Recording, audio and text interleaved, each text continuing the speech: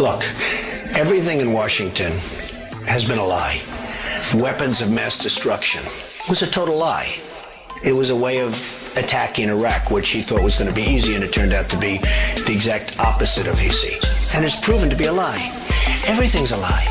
It's all a big lie.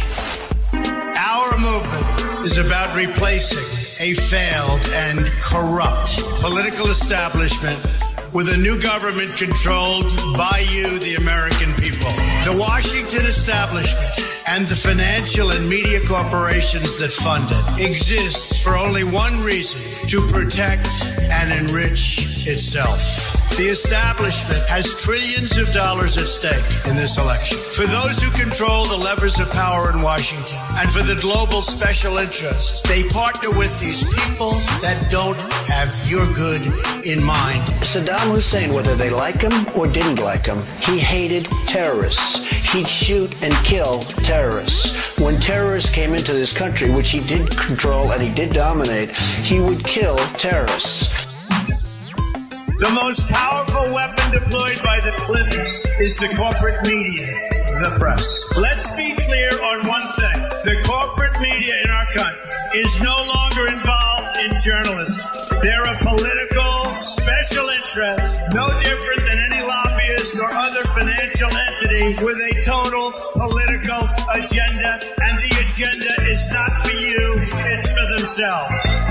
They got a subpoena from the United States Congress, and then they deleted everything. If you did that in private life, you go to jail.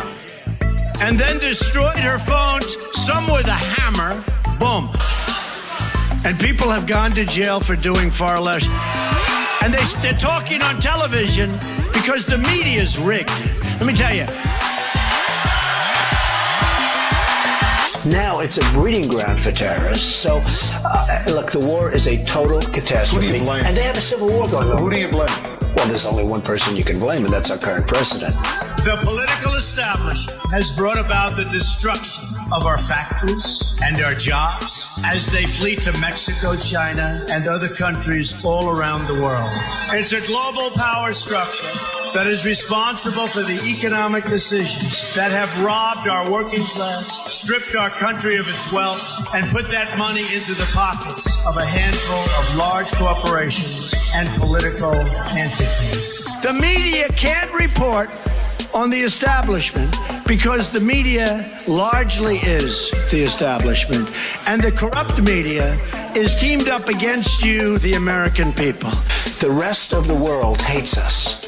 You go throughout Europe. I travel. I do deals all over the world. The Europeans hate us. You go to Germany. You go to England. You go to places that, we didn't have problems with. They all hate the Americans because of what's happened. This is a struggle for the survival of our nation. And this will be our last chance to save it. This election will determine whether we're a free nation or whether we have only the illusion of democracy, but are in fact controlled by a small handful of global special interests rigging the system, and our system is rigged. This is reality. You know it, they know it, I know it, and pretty much the whole world knows it. So much corruption. This election will determine whether we remain a free country in the truest sense of the word, or we become a corrupt banana republic controlled by large donors and foreign governments. Compared to the person that takes over for Saddam Hussein, he will be considered a nice person. This guy will be the meanest, the worst guy, and he'll have one thing. He will hate America, and he'll use that to flame. This is collusion and corruption of the highest order. The Clinton machine is at the center of this power struggle. We've seen this firsthand in the WikiLeaks documents, in which Hillary Clinton meets in secret with international banks to plot the destruction of U.S. sovereignty in order to enrich these global financial powers, her special interest friends, and her donors. Honestly, she should be locked up. A corrupt global establishment that's raiding our country and surrendering the sovereignty of our nation. This criminal government cartel doesn't recognize borders. The Iraqis that have been just maimed and killed. This war is a horrible thing. Now, President Bush says he's religious. And yet 400,000 people, the way I count it, have died, and probably millions have been badly maimed and injured. What's going on? What's going on? American soldiers have fought and died to win and keep America's freedom. And now Hillary Clinton wants to surrender that freedom to these open borders, open trade, and a world government. Anyone who challenges their control is deemed a sexist, a racist, a xenophobe. They will lie, and then again, they will do worse than that.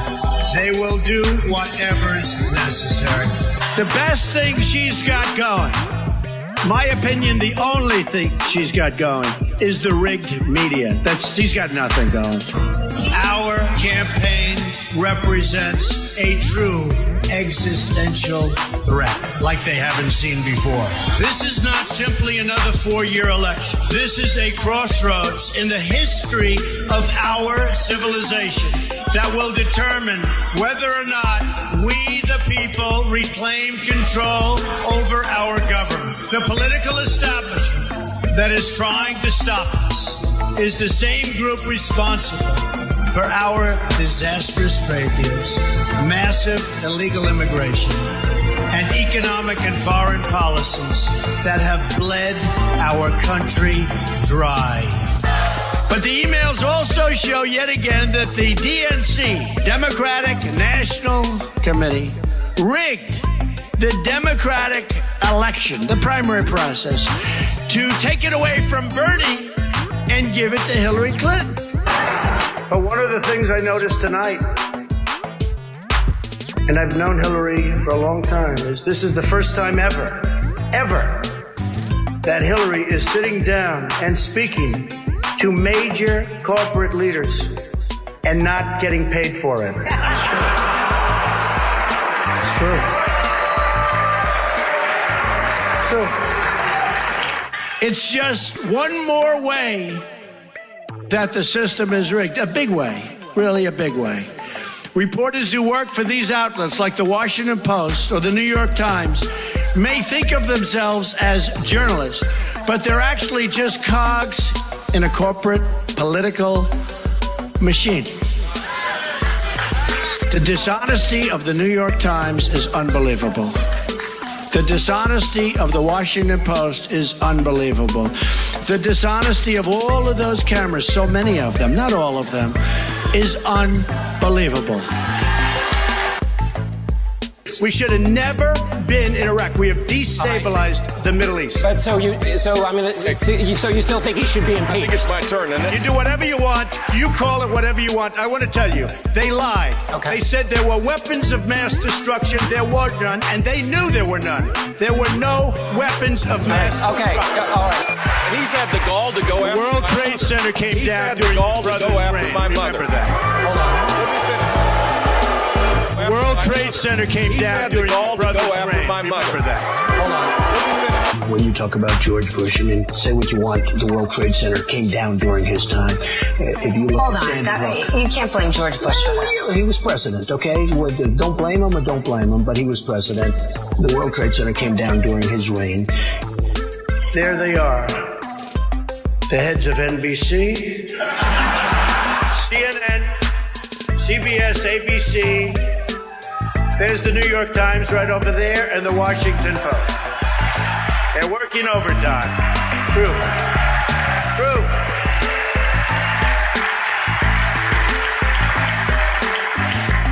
Oh, this one's going to get me in trouble. Not with Hillary. It's a disgrace. What's going on with the media is disgraceful, and it's happening to all of us. Believe me, it's happening to all of us. You know, the president told me to stop whining. But I really have to say, the media is even more biased this year than ever before. Ever. I'm not controlled by special interests, so I'll immediately begin to go to work on this. That's why I'm putting up my own money. We are going to replace our corrupt global establishment. These politicians have been lying to you for years. These are dishonest people.